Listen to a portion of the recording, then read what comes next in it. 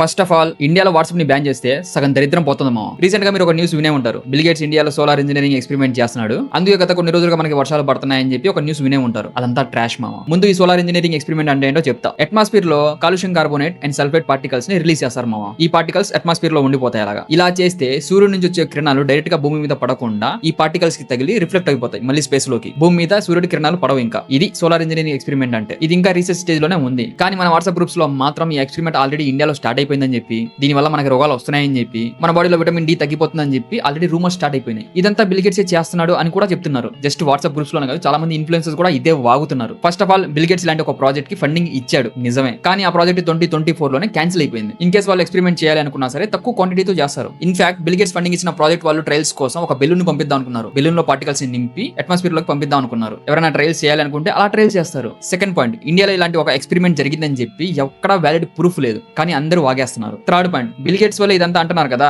కానీ మీకు తెలుసా ఇలాంటి ఒక ఎక్స్పెరిమెంట్ చేయడానికి ఇండియా ఎప్పటి నుంచో రీసెర్చ్ స్టార్ట్ చేసింది. 2017 నుండి మనం దీని మీద రీసెర్చ్ చేస్తున్నాం. బిల్ గేట్స్ వచ్చి ఎక్స్పెరిమెంట్ చేయడం కాదు, మనమే ఎక్స్పెరిమెంట్ చేస్తున్నాం. ఇంకొన్ని రోజుల్లో ట్రయల్స్ కూడా వేస్తారు మన ఇండియాలో. ఇది జరిగింది, జరుగుతుంది. కానీ సగం నాలెడ్జ్ లో కొంతమంది జనాల్ని భయపెడుతున్నారు. అందుకే చెప్తుంది, ముందు ఆ వాట్సాప్ బ్యాన్ చేస్తే సగం దరిద్రం పోతుంది ఇండియాలో.